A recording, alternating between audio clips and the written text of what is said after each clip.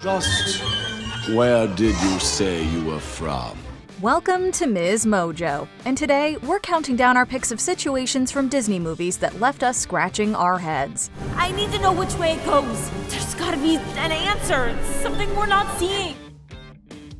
Number 10. What was the glass slipper supposed to revert to? Cinderella. We all know how Cinderella gets her happy ending, but some lingering questions remain about the story's logic. Take, for instance, the prince's vow to wed whoever fits the glass slipper. But sire, this slipper may fit any number of girls. That's his problem. He's given his word. We'll hold him to it. Would he really have married any girl who squeezed into that shoe? But there's an even more puzzling detail. Earlier in the film, the fairy godmother transforms a torn dress into a gown, animals into men, and a pumpkin into a carriage. Basically, everything in Cinderella's entourage originates from the objects around her. On the stroke of 12, the spell will be broken, and everything will be as it was before. Oh, I understand, but it's more than I ever hoped for. So when the spell breaks at midnight, why don't the glass slippers change back into ordinary shoes?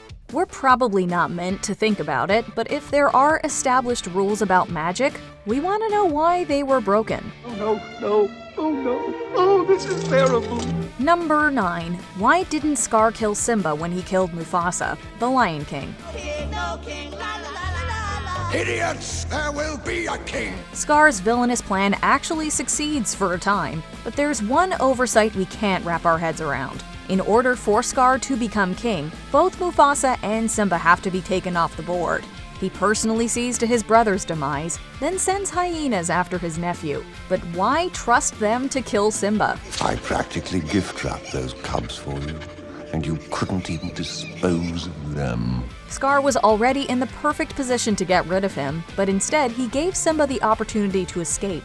What's more is that he assumes that the job was done without seeing any evidence. Maybe he didn't have it in him to hurt a cub, or is he not as smart as we thought? I'm afraid I'm at the shallow end of the gene pool.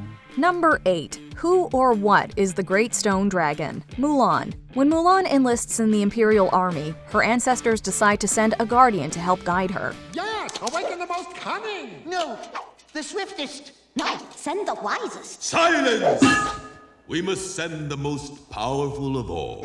After some deliberation, they settle on having the Great Stone Dragon take on the mission. But when Mushu tries to awaken it by ringing the gong, he ends up destroying the statue and the spirit never manifests. Great Stone Dragon, have you awakened?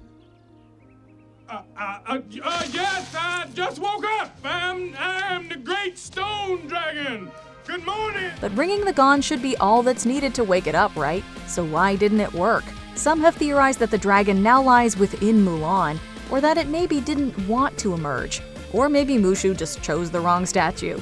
We never really even get a clear picture on what the Great Stone Dragon is, or why it's so powerful. We're in a war, man! There's no time for stupid questions! I should have your hat for that! Snatch it right off your head! But I'm feeling gracious today, so carry on before I report you. Number 7. Why did the ocean choose Moana to carry the heart of Te Fiti? Moana. Worth a shot. Okay. We go east to the lair of Tamatoa. It's established early on in Moana that the ocean needs someone to restore the heart of the goddess Te Fiti. Through some trials and with help from the demigod Maui, Moana eventually returns the heart and saves her people. We can't deny that her journey was a success, but we also can't help but wonder why she was chosen for this monumental task. She stands apart from the crowd. She loves the sea and her people. She makes her whole family proud. You could say that it's because of her display of kindness as a toddler. Her desire to sail and explore the world could also be why she was deemed worthy. But in the end, it's never explicitly said why she was the ocean's best option. I thought it was a dream.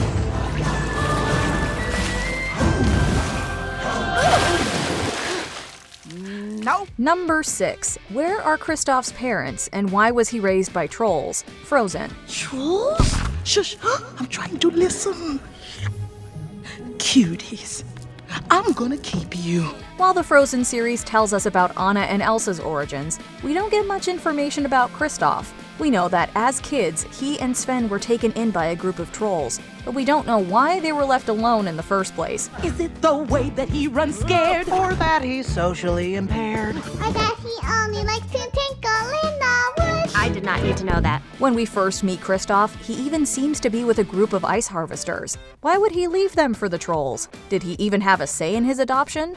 Could any of the ice harvesters be his father? There are just a lot of gaps in Kristoff's backstory. You got me.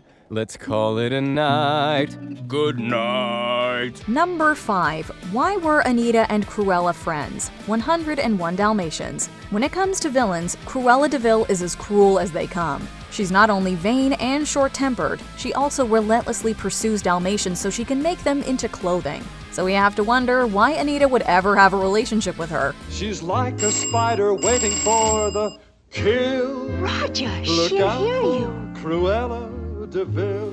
We're told that they were former schoolmates, but that's not really a satisfying enough reason. Besides their differing views on pets, they don't even seem to enjoy each other's company. Oh, I'd like a nice fur, but there are so many other things. Sweet, simple Anita. I know. This horrid little house is your dream castle.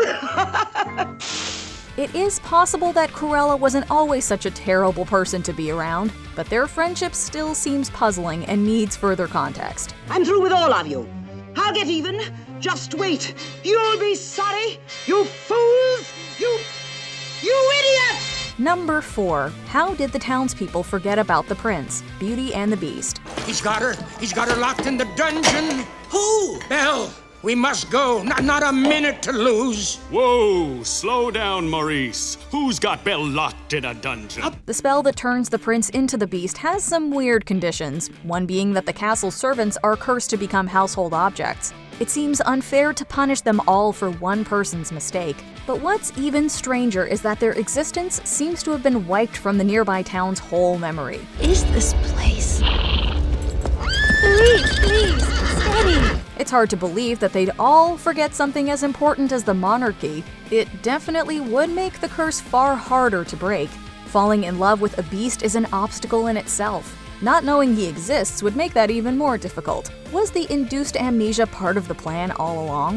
We don't like what we don't understand. In fact, it scares us, and this monster is mysterious at least. Number 3. Why didn't Mirabel get her own special power? Encanto. In the world of Encanto, descendants of the Madrigal family are granted special powers, including super strength, precognition, and shapeshifting. But our protagonist, Mirabel, isn't gifted with any such ability. I gave you the special since you're the only Madrigal kid with no gift. I call it the not special since, you have no gift. You would think that there'd be a reason as to why, but ultimately it's left up to our interpretation.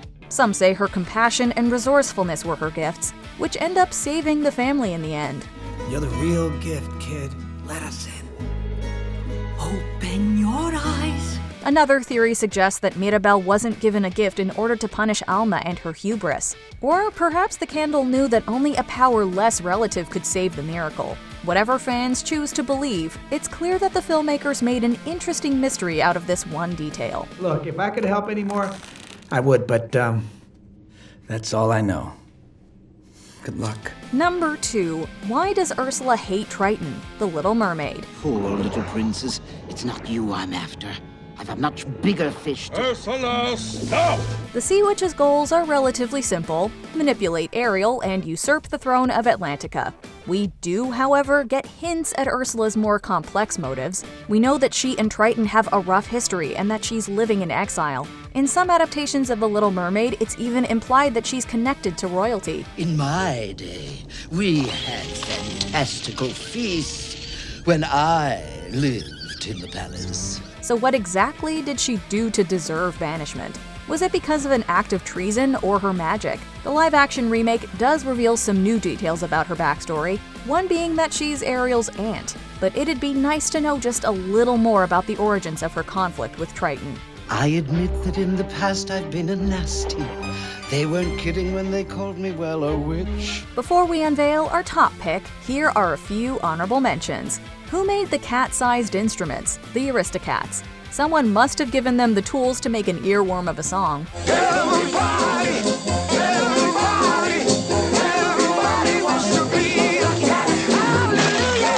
How did Mother Gothel know to sing to the magical flower and Rapunzel's hair? Tangled.